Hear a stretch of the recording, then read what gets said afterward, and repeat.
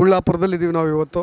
ಪ್ರತಿ ಬಾರಿಯೂ ಕೂಡ ಒಂದು ಕುತೂಹಲ, ಪ್ರತಿ ಗ್ರಾಮಕ್ಕೂ ಕೂಡ ಅದೇ ರೀತಿಯಾಗಿರೋದು, ಯಾರು ಗೆಲ್ತಾರೆ, ನೆಕ್ ಟು ನೆಕ್ ಫೈಟ್ ಆಗ್ಬೋದು ಅಂತ ನಿಮಗೇನು ಅನ್ಸುತ್ತೆ ಸರ್? ಇಷ್ಟು ವರ್ಷವೂ ಇಲ್ಲಿ ಕಾಂಗ್ರೆಸ್ಸೇ ಬಂದಿರೋದು. ಈ ಸಲ ವಾತಾವರಣ ಚೆನ್ನಾಗಿದೆ. ಬಿ ಜೆ ಪಿ ಗೆಲ್ಲೋ ಚಾನ್ಸು 100% ಓಪ್ ಇದೆ ನಮಗೆ. ಬಿ ಜೆ ಪಿ ಗೆಲ್ಲುತ್ತೆ ಅನ್ನೋ ಓಪ್ ಇದೆ. ಎಲ್ಲ ಸಮರ್ಥ ಶ್ಯಾಮ್ನವ್ರವ್ರಿಗೆ ಏನು ನೆಗೆಟಿವ್ ಆಗ್ಬೋದು? ಇಲ್ಲ, ಹಳ್ಳಿ ವಾತಾವರಣದಾಗ ಅವ್ರು ಬೆಳೆದಿರೋದೆಲ್ಲ ಶ್ರೀಮಂತ ವಾತಾವರಣದಾಗ ಬೆಳೆದಿರೋರು. ಅವರು ಹಳ್ಳಿ ಜನಗಳು ಕಷ್ಟ ಸುಖ ಏನು ಅಂತ ಗೊತ್ತಿರಲ್ಲ. ಈಗ ಇವರಂದರೆ ತಳಮಟ್ಟದಿಂದ ಬಂದು ಅವರು ಹಳ್ಳಿ ರೈತರ ಮಗ ಆತ. ಯಾರು? ಶ್ರೀನಿವಾಸ ದಾಸ್ ಕರೇಪರು ಒಬ್ಬ ಹಳ್ಳಿ ರೈತರ ಮಗ ಆತ. ಅವ್ರಿಗೆ ಕಷ್ಟ ಸುಖ ಅಂದರೆ ಏನನ್ನೋದು ನಮ್ಮಂಥ ಬಡವರು ಕಷ್ಟ ಸುಖ ಏನನ್ನೋದು ಗೊತ್ತಿರ್ತದೆ ಅವ್ರಿಗೆ. ಹಂಗಾಗಿ ನಮಗೆ ಸ್ಪಂದನೆ ಮಾಡ್ತಾರೆ ಅವರು ಅನ್ನೋದು ಒಂದು ನಂಬಿಕೆ ಇದೆ. ಜನರು ಏನು ಮಾತಾಡ್ತಾರೆ ಸರ್? ಮಹಿಳೆಯರು ಜೊತೆಗೆ ಇಲ್ಲಿನ ಬಿಸ್ನೆಸ್ ಮ್ಯಾನ್ಗಳು, ಉದ್ಯಮಿಗಳು ಎಲ್ಲರೂ ಅವ್ರ ಥಾಟ್ಸ್ ಏನಿದೆ ಈ ಸರಿ? ಇಲ್ಲ, ಈ ಸಲ ಎಲ್ಲರೂ ಬಿ ಜೆ ಪಿ ಪರವಾಗೇ ಮಾತಾಡ್ತಾರೆಲ್ಲ. ಬಿ ಜೆ ಪಿ ಕೊಡಬೇಕು, ಒಂದು ಸಲ ಬಿ ಜೆ ಪಿ ಗೆಲ್ಲಿಸ್ಬೇಕು ಈ ಸಲ ಅನ್ನೋದು ಮಾತುಗಳು ಅಲ್ಪಸಂಖ್ಯಾತರು ಸಮೇತನೂ ಹೇಳ್ತಾರೆ. ಬಿ ಜೆ ಪಿಗೆ ಓಟ್ ಹಾಕ್ಬೇಕು, ನಾವು ಈ ಸಲ ಗೆಲ್ಲಿಸ್ಬೇಕು ಅದನ್ನು. ಗ್ರಾಮೀಣ ಭಾಗದಲ್ಲಿ ಅಭಿವೃದ್ಧಿಗಳು ಆಗಲೇ ಇಲ್ಲ. ಶಾಮನೂರು ಕಾಲದಿಂದ ತೋಟಗಾರಿಕಾ ಸಚಿವರಾಗಿದ್ದಂಥವ್ರು, ಸಂಸದರು ಪ್ರಭಾ ಇದ್ದಾರೆ. ಗೆದ್ದ ಮೇಲೆ ಬರೋದು ಇಲ್ಲ. ಈಗ ಗೆದ್ದ ಮೇಲೆ ಬರೋದು ಇಲ್ಲ. ನಾವು ನೋಡಿಲ್ಲ ಸರ್ ಅವ್ರನ್ನ. ಯಾವಾಗ ಬರ್ತಾರೆ? ಎಲೆಕ್ಷನ್ ಟೈಮ್ನಾಗ ನೋಡ್ತೀವಿ. ಮತ್ತು ಅವ್ರು ಬರೋದು ಮತ್ತು ಈಗ ಎಲೆಕ್ಷನ್ ಬಂದಾಗಲೇ ಬರೋದು ಅವರು. ಮಹಿಳೆಯರು ಬದಲಾಗ್ತಾರೆ ಸರ್. ಗ್ಯಾರಂಟಿ ಸ್ಕೀಮ್ಸ್ಗಳು ಒಂದು ಕಡೆ ನೋಡಿ, ಅದು ಬಿ ಜೆ ಪಿಗೂ ಕೂಡ ಮಾಡಿ ಗ್ಯಾರಂಟಿ ತಲುಪ್ತಾನೆ ಇಲ್ಲ ಅಲ್ಲ ಸರ್. ಪೂರ ಎಲ್ಲಿ ತಲುಪ್ತಾ ಇದೆ ಜನಕ್ಕೆ? ಈಗ ಬರ್ತಾನೆ ಇಲ್ಲ, ನಾವು ತಗೊಳ್ತಾ ಇಲ್ಲ ಅದನ್ನು. ಬರ್ತಾನೂ ಇಲ್ಲ ನಮಗೆ ಅದು. ನಮಗೆ ಅದ್ರ ಬಗ್ಗೆ ಈಗ ಗ್ಯಾರಂಟಿ ತೋರಿಸಿ ಎಲ್ಲ ಬೆಲೆಗಳು ಹೆಚ್ಚಿಗೆ ಮಾಡಿದ್ದಾರೆ. ಈಗ ಟ್ಯಾಕ್ಸ್ ಎಲ್ಲ ಹಾಕೋದು ನಮಗೆ ತಾನೇ ಅವರೆಲ್ಲ. ಟ್ಯಾಕ್ಸ್ ಹಾಕಿ ಎಲ್ಲದು ಬೆಳೆ ಯಾವುದೇ ನಾವು ಪ್ರತಿಯೊಂದು ಏನೋ ಕಾಳು ಕಡೆ ಕೊಳ್ತೀವಲ್ಲ ಎಲ್ಲದೂ ರೇಟ್ ಆಗಿದೆ ಈ ಸಲ. ಏನು ನಾವು ಈಗ ತಗೊಳಕ್ಕೆ ಹೋದರೆ ಈಗ ನಮ್ಮ ಮೇಲೆ ಟ್ಯಾಕ್ಸ್ ಹಾಕ್ತಾರೆ. ಅದ್ರ ಮೂಲಕನೇ ಅವ್ರು 2,000 ಕೊಡ್ತೀವಿ ಅಂತಾರೆ. 2,000 ಸರಿಯಾಗೂ ಬರೋಲ್ಲ. ಒಂದೊಂದು ಸಲ 3 ತಿಂಗಳು ಬಂದಿಲ್ಲ. ಈ ಥರ ಎಲ್ಲ ಇದೆ. ದಾವಣಗೆರೆ ಬರೀ ಕೇವಲ ಗ್ಯಾರಂಟಿ ಸ್ಕೀಮ್ಸ್ಗಳ ಸಮಸ್ಯೆ ಅಲ್ಲ, ಬೇರೆ ಸಮಸ್ಯೆಗಳು ಇದ್ದಾವೆ. ಬಟ್ ಇವೆಲ್ಲವೂ ಕೂಡ ದಾಸ್ ಕರಿಯಪ್ಪ ಅವ್ರಿಗೆ ಪ್ಲಸ್ ಆಗುತ್ತೆ ಅಂತ ಹೇಳ್ತೀವಿ. ಹೌದು. ಈ ಸಲ ಮಾತ್ರ ಜನಗಳಿಗೆ ಗೆಲ್ಲಿಸ್ಲೇಬೇಕು ಈ ಸಲ ಅನ್ನೋದು ಮನಸ್ಸಿನಾಗ ಅವ್ರಿಗೆ ಬಿ ಜೆ ಪಿ ಗೆಲ್ಲಿಸ್ಲೇಬೇಕು ಅಂತಂದು ದಾಸ್ ಕರಿಯಪ್ಪವ್ರನ್ನ ಗೆಲ್ಲಿಸ್ಬೇಕು ಅನ್ನೋದು ಭಾಳ ಇದೆ. ಸಮರ್ಥ ಅವರು ಕೂಡ ಅದೇ ಒಂದಿಷ್ಟು ಶ್ರೇಯೋಭಿಲಾಷ ಸ್ಕೀಮ್ಸ್ಗಳನ್ನು ಇಟ್ಕೊಂಡು ಅಥವಾ ಒಂದಿಷ್ಟು ಜನರ ಅಭಿವೃದ್ಧಿಗಳಿಗೆ ಒಂದಿಷ್ಟು ಓಪ್ಸ್ ಇಟ್ಕೊಂಡು ಬರ್ತಾ ಇದ್ದಾರೆ ಸರ್. ಅವರು ಫಾರಿನ್ನಲ್ಲಿ ಓದಿ ಬಂದಿರೋರು. ಹಳ್ಳಿಗಳಿಗೆ ಈ ವಾತಾವರಣ ಯಾವ ಥರ ರೈತರ ಕಷ್ಟ ಸುಖ ಏನನ್ನೋದು ಪಾಪ ಅವ್ರಿಗೆ ಗೊತ್ತಿರಲ್ಲ. ಹೊರದೇಶದಲ್ಲೇ ಅವರೆಲ್ಲ ಓದಿ ಬಂದಿರೋರು. ಈಗ ನಮಗೆ ಸಾಮಾನ್ಯ ರೈತರಿಗೆ ಅವ್ರ ಕಷ್ಟಗಳು ಏನು ಅನ್ನೋದು ಅವ್ರಿಗೆ ಪಾಪ ಯಾವ ಥರ ಗೊತ್ತಾಗ. ಸಾಮಾನ್ಯ ಕಾರ್ಯಕರ್ತರಾಗಿ ದುಡಿದಿರೋರಿಗೆ ಹಳ್ಳಿ ರೈತರ ಮಗನೇ ಆತನು ಶ್ರೀನಿವಾಸ ದಾಸ್ ಕರಿಯಪ್ಪ. ಅವ್ರಿಗೆ ಇಲ್ಲಿ ಏನು ಅನ್ನೋದು ಗೊತ್ತಿರುತ್ತೆ. ಯಾವ ಥರ ಕಷ್ಟ ಅಂದ್ರೇನು, ಬಡವ್ರಿಗೆ ಯಾವ ಥರ ಸ್ಪಂದಿಸ್ಬೇಕು ಎಲ್ಲ ಗೊತ್ತಿದೆ ಅವ್ರಿಗೆ. ಯಾಕಂದರೆ ಬೆಳೆದರ ಅವರು ತಳಮಟ್ಟ ಕಷ್ಟಪಟ್ಟೆ ಬೆಳೆದಿರೋರು. ಅವ್ರ ತಂದೆಯವರು ಅಮಾಲಿಯಾಗಿ ಕಷ್ಟಪಟ್ಟರು, ರೈತರಾಗಿರೋರು. ಇವರು ಸಮೇತ ಎಲ್ಲ ಕಷ್ಟಗಳು ಅನುಭವಿಸಿ ರೈತ ಕಷ್ಟಗಳು ಏನು ಅನ್ನೋದು ಗೊತ್ತಿದೆ ಅವರಿಗೆ. ದಾಸ್ ಕರಿಯಪ್ಪರಿಗೆ ಎಲ್ಲ ಕಷ್ಟಗಳು ಗೊತ್ತಿದೆ ಅವರಿಗೆ. ನನ್ನ ಅನಿಸಿಕೆ ಈ ಸಲ ಜನ ಚೇಂಜ್ ಬಯಸ್ತಾರೆ ಅಂತಲೇ 100ಕ್ಕೆ 100 ಇದೆ. ಸರ್, ಈಗ ಇದು ಏನಂದರೆ ಅಲ್ಪಸಂಖ್ಯಾತರದ್ದು ನಮ್ಮ ದಕ್ಷಿಣ ಭಾಗದಲ್ಲಿ, ಅದರಲ್ಲಿ ಮುಸ್ಲಿಮ್ಸು ಒಂದು 70,000 ಮೇಲೆ ಅವ್ರದ್ದು ಮತದಾನ ಇದಾವೆ. ಕಾಂಗ್ರೆಸ್ಸು ನಾವು ಅಲ್ಪಸಂಖ್ಯಾತರಿಗೆ ನಮ್ಮ ಸರ್ಕಾರ ರಕ್ಷಣೆ ನೀಡ್ತೈತೆ ಅಂತ ಹೇಳ್ತಾರೆ. ಅವರಿಗೆ ಅವ್ರು ಕೊಟ್ಟ ಮಾತಿನಂತೆ ಅವ್ರು ಏನು ಹೇಳಿದಾರಲ್ಲ ಆ ರೀತಿ ನಡ್ಕೋಬೇಕಾಗಿದ್ದರೆ ಅಲ್ಪಸಂಖ್ಯಾತರಿಗೆ ಟಿಕೆಟ್ ಕೊಡಬೇಕಾಗಿತ್ತು. ಅವರು ಶ್ರೀಮಂತರಿಗೆ ಕೊಡ್ಬೋದಿತ್ತು ಅನ್ನೋದೇ ಅವ್ರ ವಾದ ಸರ್. ಬಿ ಜೆ ಪಿ ಕೊಡ್ಬೋದಾಗಿತ್ತು ಅನ್ನೋದಾದರೆ ಫಸ್ಟು ಅತಿ ಹೆಚ್ಚು ಹೇಳಿಕೆ ಅನ್ನೋದು ಕಾಂಗ್ರೆಸ್ನವರು. ನಾವು ಅಲ್ಪಸಂಖ್ಯಾತ ರಕ್ಷಣೆಗೆ ಅದಾವೆ ಅಂತ. ಬಿ ಜೆ ಪಿ ಬಂದರೆ ಮುಸ್ಲಿಮ್ಸಿಗೆ ರಕ್ಷಣೆ ಇರಲ್ಲ ಅಂತಂದು. ಈಗ ರಕ್ಷಣೆಗೆ ಯಾರು ನಿಂತಿರೋದು? ಈಗ ಕಾಂಗ್ರೆಸ್ನ ಅವ್ರ ರಕ್ಷಣೆಗೆ ನಿಂತರ ಇಲ್ಲ. ಈ ಬಿ ಜೆ ಪಿ ಕಾಂಗ್ರೆಸ್ ಏನಿದೆಯಾ ಅದು ಶ್ರೀಮಂತರಿಗೆ ಟಿಕೆಟ್ ಕೊಟ್ಕೊಂತ ಹೋಗ್ತೈತಿ. ತಳಮಟ್ಟದಿಂದ ಗುರುತಿಸಿ ಟಿಕೆಟ್ ಕೊಡೋ ಪಕ್ಷ ಅಂದರೆ ಅದು ಬಿ ಜೆ ಪಿ. ಇವತ್ತು ನೋಡಿ, ಈಗ ಬಿ ಜೆ ಪಿಯಲ್ಲಿ ಯಾರೇ ಆಗಲಿ ತಳಮಟ್ಟದಿಂದ ಬಂದಿರೋರನ್ನ ನಿಷ್ಠಾವಂತ ಕಾರ್ಯಕರ್ತರನ್ನ ಗುರುತಿಸಿ ಅವ್ರನ್ನೆಂದು ಕೈ ಬಿಟ್ಟಿಲ್ಲ, ಅನ್ಯಾಯ ಆಗಕ್ಕೆ ಬಿಟ್ಟಿಲ್ಲ. ಅವ್ರನ್ನ ಪಕ್ಷ ಬಲಪಡಿಸ್ಕೊಂತ ಅವ್ರಿಗೆ ನ್ಯಾಯ ಸಲ್ಲಿಸ್ಕೊಂತ ಒಂದು ಹುದ್ದೆಗಳು ಕೊಟ್ಕೊಂತ ಬಂದಿರೋದಂದರೆ ಬಿ ಜೆ ಪಿ. ಇವ್ರು ಸುಮ್ಮನೆ ಬರೀ ಕಾಂಗ್ರೆಸ್ ಬಂದರೆ ಬಿ ಜೆ ಪಿ ಬಂದರೆ ನಿಮಗೆ ರಕ್ಷಣೆ ಇರಲ್ಲ ಅಂತಂದು ಸುಮ್ಮನೆ ಅವ್ರನ್ನ ಎದುರಿಸ್ಕೊಂತ ಇವರಿಗೆ ಟಿಕೆಟ್ ತಗೊಂಡು ಇವರೇ ಹೋಗ್ತಾರದು. ಇವರು ಹಂಗಾಗಿದ್ದರೆ ಈಗ ಇದುವರೆಗೂ ಅವರು ಮುಸ್ಲಿಮ್ಸು ಕಾಂಗ್ರೆಸ್ಸಿಗೆ ದುಡ್ಕೊಂತ ಬಂದಿದ್ದಾರೆ. ಈ ಸರಿ ಅವರು ದೊಡ್ಡ ಮನಸ್ಸು ಮಾಡಿ ಬಿಟ್ಕೊಡ್ಬೋದಾಗಿತ್ತು. ಇಲ್ಲ, ಎಲ್ಲದ ಅಧಿಕಾರ ಅವ್ರಿಗೆ ಬೇಕು. ಅವರು ಸಂಸದೆ ಆಗಿದ್ದಾರೆ, ಸಚಿವರಾಗಿದ್ದಾರೆ. ಮತ್ತು BJP ಮತ್ತು ಮಗುಗೆ ಟಿಕೆಟ್ ಮತ್ತು MLA ಟಿಕೆಟ್ ಅವ್ರಿಗೆ ಬೇಕು. ಇಲ್ಲೇ ಗೊತ್ತಾಗುತ್ತಿದ್ದು ಸಮಾನತೆ ಸಹಬಾಳ್ವೆ ಹೆಂಗೆ ಏನು ಅನ್ನೋದು ಅವರು ಟಿಕೆಟ್ ಗೊಂದಲನೇ ಗೊತ್ತಾಗ್ಬಿಡ್ತೈತಿ ಈಗ. ಮತ್ತು ಅದರಲ್ಲಿ ಏನು ಹೇಳದೆ ಜನಗಳಿಗೆ ಈ ಸರಿ ಮುಸ್ಲಿಮ್ಸು ಕೂಡ ಈ ಸಲ ಎಲ್ಲ ಕಡೆಗೂ BJPಗೆ ನಾವು ಓಟ್ ಹಾಕ್ತೇವೆ ಏನೂ ಆಗೋದಿಲ್ಲ ಅನ್ನೋ ಒಂದು ಮಟ್ಟಕ್ಕೆ ಬಂದುಬಿಡಿದಾರೆ ಅವರು. BJP ನಿಜವಾಗ್ಲೂ ನಮ್ಮ ಮುಸ್ಲಿಮ್ಸಿಗೇನು ವಿರೋಧ ಮಾಡಿಲ್ಲ, ಅವ್ರಿಗೂ ನಾವು ಈ ಸಲ ಓಟ್ ಹಾಕಿ ನೋಡೋಣ, ಅವ್ರಿಗೂ ಒಂದು ಚಾನ್ಸ್ ಕೊಡೋಣ ಅನ್ನೋ ಒಂದು ಮಾತುಗಳು ಸಾಮಾನ್ಯ ಅಲ್ಪಸಂಖ್ಯಾತರು ಎಲ್ಲರೂ ಮುಸ್ಲಿಮ್ಸು ಅವ್ರಿಗೂ ಕೂಡ ಮನಸ್ಸಿನಿಂದ ಬಂದಿದೆ ಸರ್. ಇಲ್ಲಿ ಅವ್ರಿಗೆ ಮುಸ್ಲಿಂ ನಾಯಕರುಗಳು ಕೂಡ ನಿಂತಿದ್ದಾರಲ್ಲ ಸರ್ ಎಲೆಕ್ಷನ್ ನಿಂತಿದ್ದಾರೆ. ಆದರೆ ಒಂದು ಗೆಲ್ಲ ಪಕ್ಷಕ್ಕೆ ನಾವು ಬೆಂಬಲ, ಅವರು ಪಾಪ ಓಟ ಅವ್ರಿಗೂ ನಮ್ಮ ಜನಾಂಗದ ಒಬ್ಬನ ಅಭ್ಯರ್ಥಿ ಅಂದಾಗ ಅವ್ರಿಗೂ ಸ್ವಲ್ಪ ಓಟ್ ಹಾಕ್ಲೇಬೇಕಾಗತ್ತೆ, ಅವ್ರಿಗೂ ಅಭಿಮಾನ ಇರ್ತೈತಿ. ಆದರೆ ಹೆಚ್ಚಾಗಿ ನಾವು BJP ಈ ಸಲ ಓಟ್ ಹಾಕ್ತೀವಿ ಅಂತಂದು ಪ್ರತಿ ಕಡೆ ಎಲ್ಲ ಕಡೆಗೂ ನಾವು ಕೇಳಿ ಬರ್ತಾರೆ ಮಾತು ಕ್ಷೇತ್ರದಲ್ಲಿ. ಸರ್, ಇತ್ತೀಚಿನ ದಿನಗಳಲ್ಲಿ ಇದು ಒಂದು 30-35 ವರ್ಷದಿಂದ ಅವ್ರು ರಾಜಕೀಯ ಮಾಡ್ತಾ ಬಂದಿದ್ದಾರೆ. ಈಗ ಮೊಟ್ಟ ಮೊದಲದಾಗಿ ಶಿವಶಂಕರಪ್ಪರಿಗೆ ಟಿಕೆಟ್ ಸಿಕ್ಕಾಗಲೂ KB ಶಂಕರನಾರಾಯಣ್ ಒಬ್ಬ LIC ಏಜೆಂಟಿಗೆ ಕೊಟ್ಟಿದ್ದು BJPಯಿಂದ, ಅದು ಬುನಾದಿ. ಆದರೆ ಅವತ್ತಿಂದ ಏನಾಯ್ತು ಅಂದರೆ ಅಷ್ಟೆಲ್ಲ ಖರ್ಚು ಮಾಡಿದ್ರೇನು ಅವರು ಬರೀ 1400 ಓಟಿಂದ ಗೆದ್ದಿದ್ದು ಶಿವಶಂಕರಪ್ಪರು. ಅಂದರೆ ಅವತ್ತು ಒಂದು ಚೂಟಿದ್ರೆ ಇವತ್ತು ಈ ಮಟ್ಟಕ್ಕೆ ಬರ್ತಾಯಿದ್ದಿಲ್ಲ. ಈಗ ಮೊನ್ನೆ ಒಂದು ಮುಸ್ಲಿಂ ಮುಖಂಡರೊಬ್ರು ಹೇಳಿದರು, ಇವ್ರು ಯಾವ ರೀತಿ ಬಂದರು, ಯಾವ ರೀತಿ ಕಾಲೇಜ್ ಮಾಡಿದರು, ಯಾವ ರೀತಿ ದಬ್ಬಾಳಿಕೆ ಮಾಡಿದ್ರು ಅಂದರೆ ಈ ದಬ್ಬಾಳಿಕೆ ಹಿಂಗೆ ಮುಂದುವರಿತಾ ಹೋಗ್ತಾನೆ ಇದೆ. ಆದರೆ ಈ ದಬ್ಬಾಳಿಕೆ ಒಂದು ಕಡಿವಾಣ ಹಾಕಬೇಕು. ಸಾಮಾನ್ಯ ಜನರು ಎಲೆಕ್ಷನ್ ನಿಂತ್ಕೊಂಡು ಗೆಲ್ಲಬೇಕು ಅಂತಂದರೆ ಈ ದಬ್ಬಾಳಿಕೆ ದಾದಾಗಿರಿನೆಲ್ಲ ಮಟ್ಟ ಹಾಕ್ಬೇಕಂದ್ರೆ ಅವರಿಗೆ ಆಯುಧ ಒಂದೇ, ಇದು ಯಾವುದೋ ಎಲೆಕ್ಷನ್ನು.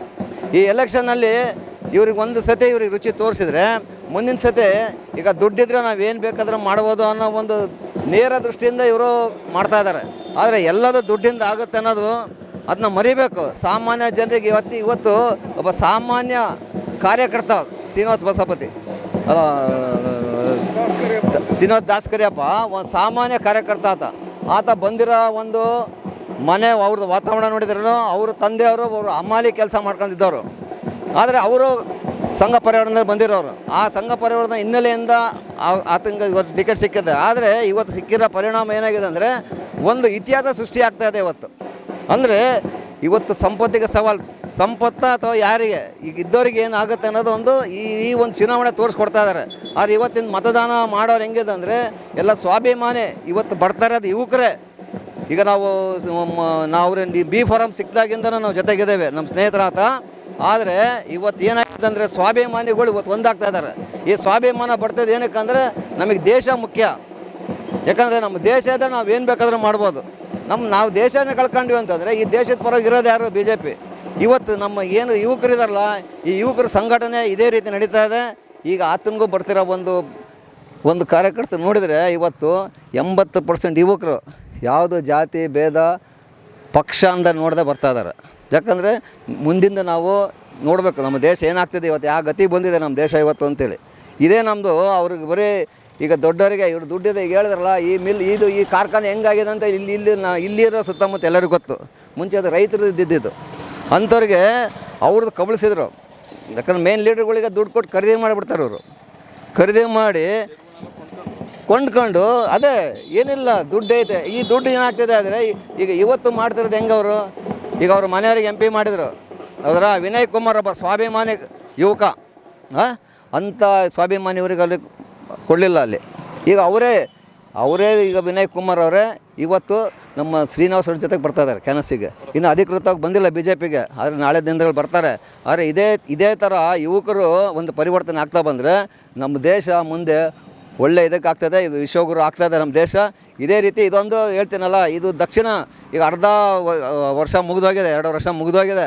ಆದರೆ ಇವತ್ತು ಇಡೀ ಕಾಂಗ್ರೆಸ್ದು ಅವ್ರದ್ದು ಪೂರಾ ಕ್ಯಾಬಿನೆಟೇ ಇಲ್ಲಿ ಬರ್ತಾಯಿದೆ ಅಂದರೆ ಇವತ್ತು ಯಾವ ಮಟ್ಟಕ್ಕೆ ಬಂದಿದೆ ಅಂದರೆ ಯೋಚನೆ ಮಾಡಬೇಕು. ಇವರು ಒಬ್ಬರು ಮನೆಯಲ್ಲಿ ಒಬ್ಬರು MP, ಒಬ್ಬರು ಡಿಸ್ಟ್ರಿಕ್ಟ್ ಮಿನಿಸ್ಟ್ರು. ಇವ್ರು ಮತ್ತೆ ಏನು ಮಾಡಿದ್ರು ಇಷ್ಟು ವರ್ಷ? ಈಗ ಜನಸಾಮಾನ್ಯ ಒಳ್ಳೆ ಕೆಲಸ ಮಾಡ್ತಿದ್ರೆ ಇವ್ರು ಯಾರ ಮನೆ ಬಾಗಿಲಿಗೆ ಹೋಗೋಂಥ ಸನ್ನಿವೇಶನ ಇದ್ದಿಲ್ಲ. ಇವರು ಟಿಕೆಟಿಗೋಸ್ಕರ ಇವ್ರು ಮುಂಚೆ ಹೇಳ್ತಿದ್ರು ನಮ್ಮ ಮನೆಗೆ B ಫಾರಂ ಬರ್ತೈತೆ ಅಂತಂದು. ಆದರೆ ಇವತ್ತಿನ ಮಟ್ಟಿಗೆ ಏನಾಗಿದೆ ಅಂದರೆ ಈ B ಫಾರಂ ತರೋಕ್ಕೆ ಇವರು 10 ಜನ ಬಸ್ ಕರ್ಕೊಂಡು ಹೋಗಿದ್ದಾರೆ. ಸಿದ್ದರಾಮಯ್ಯ ಹತ್ರ ಈ ಪರಿಸ್ಥಿತಿ ಬೇಕಾವ್ರಿಗೆ ಕಂಡ್ಕೊಂಡಾರ ಯಾರು ಅವರೇ. ಈಗ ಅಲ್ಪಸಂಖ್ಯಾತರ ಬಗ್ಗೆ ಮಾತಾಡ್ತಾರೆ, ಅದು ನಾವು ಬಿ ಜೆ ಪಿ ಯಾವುದು ಮಾತಾಡೋಲ್ಲ. ಆದರೆ ಇವತ್ತು ಆ ಕೋಮಿನವರೇ ಅವ್ರ ವಿರುದ್ಧ ಆಗಿದ್ದಾರೆ ಅಂದರೆ ಇವರು ಯಾವ ಮಟ್ಟಕ್ಕೆ ಇವ್ರು ದೌರ್ಜನ್ಯ ಮಾಡ್ತಿದ್ದಾರೆ ಅನ್ನೋದು ಇವತ್ತು ಶ್ರೀಸಾಮಾನ್ಯರಿಗೆ ಗೊತ್ತಾಗ್ತದೆ. ಇವತ್ತು ಅದಕ್ಕೆ ಡಿಸೈಡ್ ಮಾಡಿದ್ದಾರೆ, ಶ್ರೀಸಾಮಾನ್ಯರಿಗೆ ಡಿಸೈಡ್ ಮಾಡಿದ್ದಾರೆ, ಯಾವುದು ನಮಗೆ ಪಕ್ಷ ಭೇದ ಭಾವ ಬಿಟ್ಟು ಒಬ್ಬ ಸಾಮಾನ್ಯ ಬಡ ಇವರಿಗೆ ಎಲೆಕ್ಟ್ ಮಾಡಿ ಕೊಡಬೇಕು. ನಾಳೆ ಶ್ರೀಸಾಮಾನ್ಯರಿಗೂ ಒಂದು ಬಿ ಫಾರ್ಮ್ ಸಿಗಬೇಕು ಅನ್ನೋ ಲೆಕ್ಕಕ್ಕೆ ಈ ಥರ ಎಲೆಕ್ಷನ್ ನಡೀತಾ ಇದೆ. ಇದು ಈ ಸತಿ ಶ್ರೀನಿವಾಸ್ ಮತ್ತು ದಾಸ್ ಕರಿಯಪ್ಪ 100ಕ್ಕೆ 100 ಗೆಲ್ಲೋಂಥದ್ದು ವಿಶ್ವಾಸ ಇದೆ. ಇದು ಏನಾಗುತ್ತೆ ಅಂದರೆ ಈ ಸತಿ ಗೆಲುವು ಇಡೀ ಸುನಾಮಿ ಬರ್ತಿದೆ ಅವನಿಂದ. ಇವತ್ತು ದಿಕ್ಸೂಚಿ ಕಾಣ್ತಾ ಇದೆ. ಮುಂದಿನ ಸರ್ಕಾರ ನಮ್ಮದೇ ಆಗುತ್ತೆ. ಭಾರತ್ ಮಾತಾ ತುಂಬ ಸೂಕ್ಷ್ಮವಾದ ವಿಚಾರ. ಯಾಕೆ ಅಂತ ಹೇಳಿದ್ರೆ ಈ ಬಾರಿ ಆ ಥರದ ಫೈಟನ್ನು ಕೂಡ ಎಕ್ಸ್ಪೆಕ್ಟ್ ಮಾಡ್ತಾ ಇರೋದು. ಹೈ ಟೆನ್ಷನ್ ಹೈ ವೋಲ್ಟೇಜ್ ಹಣಾಹಣಿ ಅಂದರೂ ಕೂಡ ತಪ್ಪಾಗಲಿಕ್ಕಿಲ್ಲ. ಬಟ್ ಬಿ ಜೆ ಪಿಯವರು ಅದನ್ನು ಹೇಗೆ ನೋಡ್ತಾ ಇದ್ದಾರೋ ಗೊತ್ತಿಲ್ಲ ನನಗೆ. ಏನು ಹೇಳ್ತೀರಿ ಸರ್?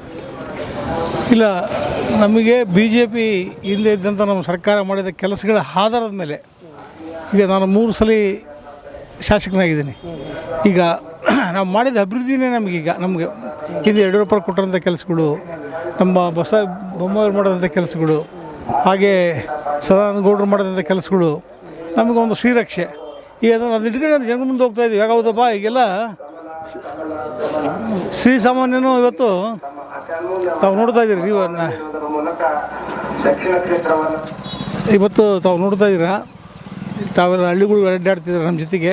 ನಮಗೆ ಕಾರ್ಯಕರ್ತರಿಗಿಂತ ನಿಮಗೆ ಜಾಸ್ತಿ ಗೊತ್ತಿದೆ ಏನಂತಂದೇಳಿ ಮಾಧ್ಯಮದವ್ರಿಗೆ. ಇವತ್ತು ಜನಸಾಮಾನ್ಯನ ಇವತ್ತು ಒಂದು ಚೇಂಜ್ ಬಯಸ್ತಾ ಇದ್ದಾರೆ.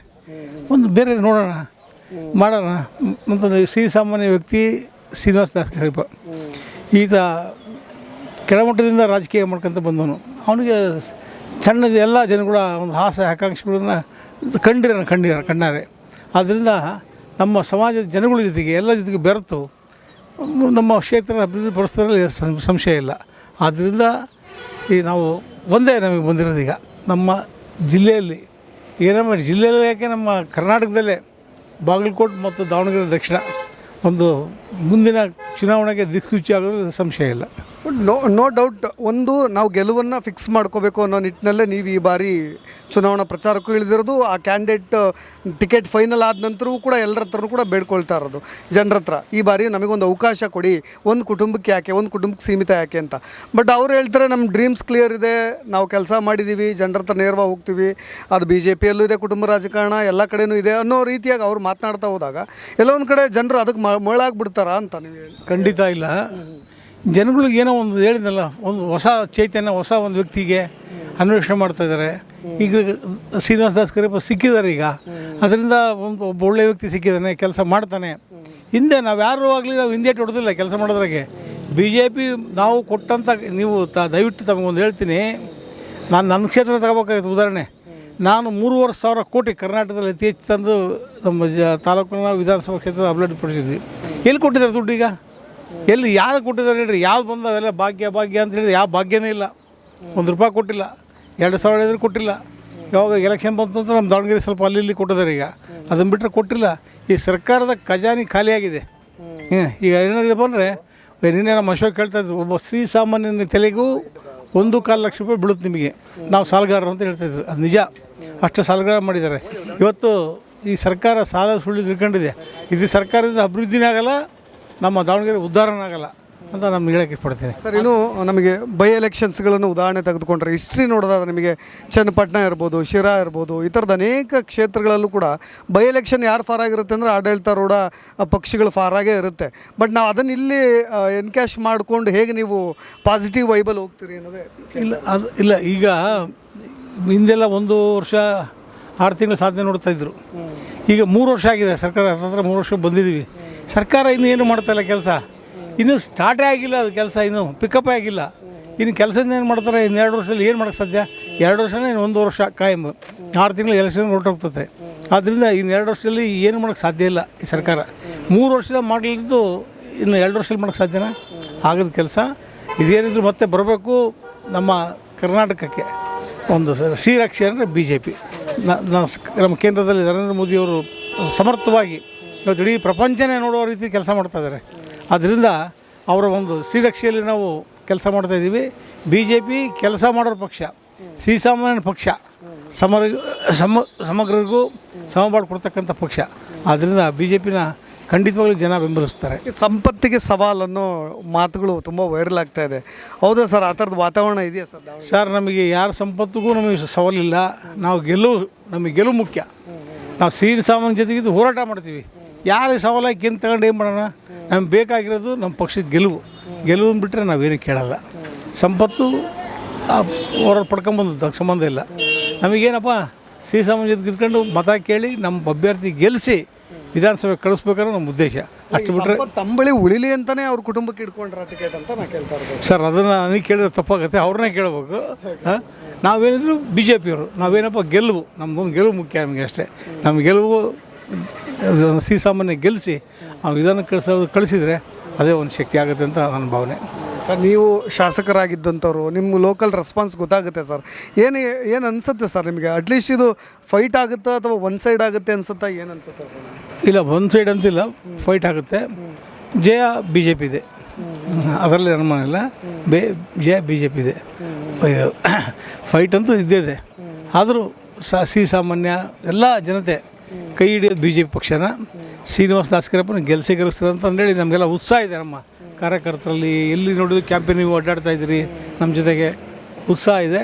ಖಂಡಿತವಾಗ್ಲೂ BJP ಜೈಬೇರಿ ಬೀರಿಸುತ್ತೆ ಮತ್ತು ನಾವು ದಾವಣಗೆರೆ ದಕ್ಷಿಣ ಗೆಲ್ತೀವಿ. ಸರ್, ಮುಸ್ಲಿಂ ಮತಗಳು ಸರ್, ಅದು ಆ್ಯಸ್ ಯೂಶ್ವಲ್ ಇಂಪಾರ್ಟೆಂಟ್ ಆಗುತ್ತೆ. ಅದು ಯಾಕೆಂದರೆ ನಿರ್ಣಾಯಕ ಅನ್ನೋ ನಿಟ್ಟಿನಲ್ಲಿ ಕೇಳ್ತಾ ಇರೋದು. ಅದು BJPಗೆ ಯಾವತ್ತೂ ಕೂಡ ಎಡವಟ್ಟೆ ಯಾಕೆ ಅನ್ನೋದು ನಿಮಗೂ ಕೂಡ ಗೊತ್ತಿದೆ. ಯಾಕೆಂದರೆ ಒಂದು ರೀತಿಯಾದಂಥ ಕೋಮು ಪಕ್ಷ ಅನ್ನೋ ರೀತಿಯಾಗಿ ಅವ್ರು ಭಾವಿಸ್ತಾರೆ. ಬಟ್ ಈ ಬಾರಿ ಆ ವಾತಾವರಣ ಇಲ್ಲ. ಸ್ವಲ್ಪ ಅವರು ಕೂಡ ವಿರೋಧ ಇದೆ, ಭಾಳಷ್ಟು ಅಗ್ನಿಸ್ಟ್ ಆಗಿದ್ದಾರೆ. ಆದರೂ ಕೂಡ ಎಲ್ಲೋ ಒಂದು ಕಡೆ ಒಳಗೆ ಅವರು ಮತ್ತು ಕಾಂಗ್ರೆಸ್ಗೆ ಹಾಕ್ಬಿಡ್ಬಿಡೋದು. ನಾವು ಏನೋ ಒಂದು ಲೋಕಲ್ ಲ್ಯಾಂಗ್ವೇಜ್ ಇದೆಯಲ್ಲ, ಕೈ ಕಡಿದ್ರು ನಾವು ಕಾಂಗ್ರೆಸ್ಗೆ ಹಾಕೋದು ಅನ್ನೋ ರೀತಿಯಾಗಿ ಈ ಥರದ ಮಾತುಗಳು ಕೇಳಿ ಬಂದಾಗ ನೀವು ಈಗ ವಾತಾವರಣ ಹೇಗಿದೆ ಸರ್? ನಾವು ಪತ್ರಿಕಾ ಮಾಧ್ಯಮದ್ದು ಮತ್ತು ನಿಮ್ಮ ದೃಶ್ಯ ಮಾಧ್ಯಮದಲ್ಲಿ ನೋಡ್ತಾ ಇದ್ದಾಗ ಈಗ ವಾತಾವರಣ ಚೇಂಜ್ ಬಾಯಿಸ್ತಾ ಇದ್ದಾರೆ ಮುಸ್ಲಿಮ್ಸು. ಈಗ ಮುಸ್ಲಿಮ್ರು ಅವರು ನಾವು ಬೇರೆ ಇರಲ್ಲ, ಅವ್ರ ಜೊತೆ ಒಡನಾಡಿಗಳಾಗಿ ಜೀವನ ಮಾಡ್ತಾಯಿದ್ದೀವಿ. ನಾವು ಅವ್ರ ಜೊತೆ ಹಂಚ್ಕೊಂಡಿದ್ದೀವಿ ಜೀವನನ. ಈಗ ನಮ್ಮದು ಒಂದು ಸೈಕಲ್ ಶಾಪ್ಗೆ ಹೋದರೆ ಪಂಚಾಯಕನ ಹುಡುಗ, ಒಂದು ಯಾವ್ದಾರು ಅಂಗಡಿಗೆ ಹೋದರೆ ಕೆಲಸ ಮಾಡೋ ಹುಡುಗ, ಮುಸ್ಲಿಮ್ ಹುಡುಗ, ಅವ್ರನ್ನ ಬಿಟ್ಟು ನಾವು ಬದುಕೋಕ್ಕಾಗ್ತಿಲ್ಲ, ನಮ್ಮನ್ನು ಬಿಟ್ಟು ಅವರು ಬದುಕೋಕ್ಕಾಗ್ತಿಲ್ಲ. ಆದ್ದರಿಂದ ಹೊಂದ್ಕೊಂಡು ನಾವು ಜೀವನ ಸಾಗಿಸ್ತಾಯಿದ್ದೀವಿ. ಇದರಲ್ಲಿ ನಮ್ಮ ಹಿಂದೂ ಮುಸ್ಲಿಮ್ ಅನ್ನೋ ಭಾವನೆ ಇಲ್ಲ. ನಾನು ಮೊನ್ನೆ ತಗೊಂಡು ಉದಾಹರಣೆ ಹೇಳಿದೆ. ಮೊನ್ನೆ ರಂಜಾನ್ ಮತ್ತು ನಮ್ಮ ಯುಗಾದಿ ದಿವಸ, ಅವತ್ತು ಸೇಮ್ ದಿವಸ ಯುಗಾದಿ ದಿನ ಮತ್ತು ರಂಜಾನ್ ದಿನ ನಾನೊಂದು ಅವತ್ತು ಈದ್ಗಾ ಮೈದಾನ ಕರೆದಿದ್ರು ಜಗಳೂರಲ್ಲಿ. ಹೋದಾಗ ಹೇಳಿದೆ, ಅವ್ರಿಗೆ ಕೇಳಿದೆ, ಮುಸ್ಲಿಂ ಬಾಂಧವರಿಗೆ, ಏನಪ್ಪ ನೀವು ನಿನ್ನೆ ಏನು ನೋಡಿದ್ರಿ ಸಾಯಂಕಾಲ? ಚಂದ್ರನ ನೋಡಿದ್ವಿ ಅನ್ನೋರು. ಅದಕ್ಕೆ ನಾವು ಚಂದ್ರನ ನೋಡಿದ್ವಿ. ನಾವ್ಯಾರು ನೋಡಿದ್ದು ಚಂದ್ರ, ನೀವ್ಯಾರು ನೋಡಿದ್ದು ಚಂದ್ರ, ನಾವಿಬ್ಬರು ನೋಡಿದ್ದು ಚಂದ್ರನೇ. ನಮಗಿಬ್ಬರು ದೇವರು ಒಂದೇ. ನಮ್ಮಲ್ಲಿ ಯಾಕಿದು ತಾರತಮ್ಯ? ಅದಿಲ್ಲ, ನಾವು ಹೊಂದ್ಕೊಂಡು ಹೋಗೋಣ ಅಂತ ನಾನು ಮೊನ್ನೆ ಇದರಲ್ಲಿ ಫೋನ್ ಮಾತಾಡಿದ್ದೆ. ಅದೇ ಮಾತನ್ನು ಹೇಳಿ ಪುನರುಚ್ಚಾರ ಮಾಡ್ತಾಯಿದ್ದೀನಿ. ನಾವೆಲ್ಲ ಒಂದೇ ಬಾಯಿಯಾಗಿ ಈ ಚುನಾವಣೆ ಏನು ಮಾಡೋಣ, ಚುನಾವಣೆಯಲ್ಲಿ ಈ ಹಿಂದೆ ಇತ್ತು ಅದೇನೋ ಹೇಳ್ತಾಯಿದ್ರು. ಬಟ್ ಆದರೆ ಈ ಸಲ ಒಲವಿದೆ ನಮ್ಮ BJP ಪಕ್ಷಕ್ಕೆ. ಎಷ್ಟು ಮತ ಬರ್ತದೋ ಗೊತ್ತಿಲ್ಲ, ಬಟ್ ಗೆಲ್ತೀವಿ. ಇದು ಮಾತ್ರ ನಾನು 100% ಭಾಗ ಹೇಳೋಕ್ಕೆ ಇಷ್ಟಪಡ್ತೀನಿ. ತಮ್ಮೆಲ್ಲ ಸಹಕಾರ ಇರಲಿ ಮಧ್ಯಮದ ಸ್ನೇಹಿತರದು. ನೋಡಿ, ಅವರು ಹೇಳ್ತಾ ಇರೋದು ಅಷ್ಟೇ. ಭಾಳಷ್ಟು ಕ್ಲೋಸ್ ಫೈಟ್ ಅಂತೂ ಆಗುತ್ತೆ, ಬಟ್ ಶತಸಿದ್ಧ ಗೆಲುವು ನಮ್ಮ ಕಡೆಗೆ ಇರುತ್ತೆ ಅನ್ನೋದೇ ಅವ್ರ ಮಾತು ಅಂತ ಹೇಳ್ತಾ ನೆಕ್ಸ್ಟ್ ಅಪ್ಡೇಟ್ಸ್ಗಳೊಂದಿಗೆ ಮತ್ತೆ ಬರ್ತೀನಿ. ನಾನು ರಾಕೇಶ್ ಆರುಂಡಿ, ಧನ್ಯವಾದ.